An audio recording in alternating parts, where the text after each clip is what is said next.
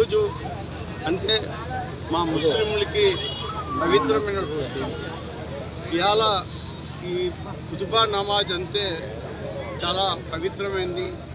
ఇవాళ ప్రతి ముస్లింలు ఎక్కడున్నా, ప్రపంచంలోని ఎక్కడున్నా ప్రతి ఒక్కరు ఈ నమాజ్ చదువుతారండి. అదేవిధంగా ఇలా భారతదేశంలోని అలాగే ఆంధ్రప్రదేశ్లో కూడా ప్రతి మసీదుల్లో కూడా ఇవన్నీ చదువుతారు. అదే ఒక విధంగా మాకు ఇవాళ సరైన సెక్టర్ లేదండి. మాకు నమాజ్ చదివించుకున్నాను సంవత్సరానికి 2 సార్లు వస్తుంది. కూడా వాళ్ళు ఈ విధంగా మాకు ఇచ్చారు, కానీ ఎప్పుడు పొమ్మంటారో తెలియదు.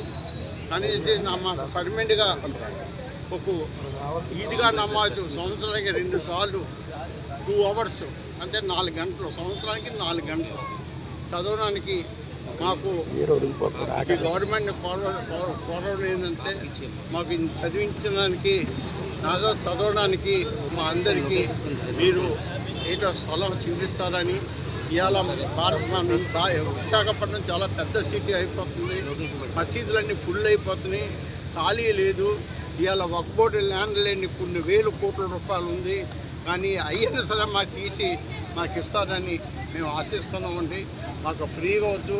మా వక్ఫ్ బోర్డు ల్యాండ్, మా పూర్వీకులు ఇచ్చిన ల్యాండ్ మాకు ఎక్కడో దగ్గర చూపిస్తే మేమందరూ కూడా కలిసిమెలిసి ముస్లిం సోదరులు అందరూ కూడా నమాజ్ చేస్తారని ఆశిస్తున్నాం.